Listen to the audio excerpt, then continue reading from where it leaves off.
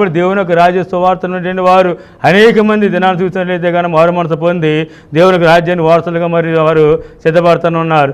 వాక్యము వినుట వలన మరి అవుతుందంటే విశ్వాసము కలుగుతుంది. అంటే దేవుని కూర్చున్న మాట వినుట వల్ల మాత్రమే విశ్వాసం కలుగుతుంది. కాబట్టి ఈ వాక్య పరిచర్య చాలా ప్రాముఖ్యమైనది.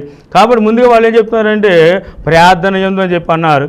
వాక్య పరిచర్య చేసే ముందు ప్రార్థన చాలా అవసరమైనది. చాలామంది చూసినట్లయితే ప్రార్థన లేకుండా వాక్యాన్ని అందించేవారిని చూస్తూ ఉంటాం. కాబట్టి వాక్యం అందిస్తే ఆ వాక్యము అనేకమైన వారిని మార్చవలసింది పోయి ఆ వాక్యము హృదయంలో నెలకొనగా నిష్ప్రయోజనమైపోతున్నది. కాబట్టి వాక్యము అందించే ముందు ప్రతి దైవజనుడు కూడా చూసినట్లయితే ప్రార్థన చాలా అవసరమైనదని మరి మనం గుర్తించవలసిన వారి ఉన్నాం. చూడండి, ఇక్కడ చూసినట్లయితే బిల్లి గ్రామం అని చెప్పి దైవజనుడికి ఆయన ఉన్నాడు, అంతర్జాతీయ సువార్థికులు ఆయన. కాబట్టి చూసినట్లయితే ఆయనకు వాక్యం చూసినట్లయితే అరగంట మాత్రమే ఆయన సువార్త అందించేవాడు. కాబట్టి అరగంట మాత్రం సువార్త అందించే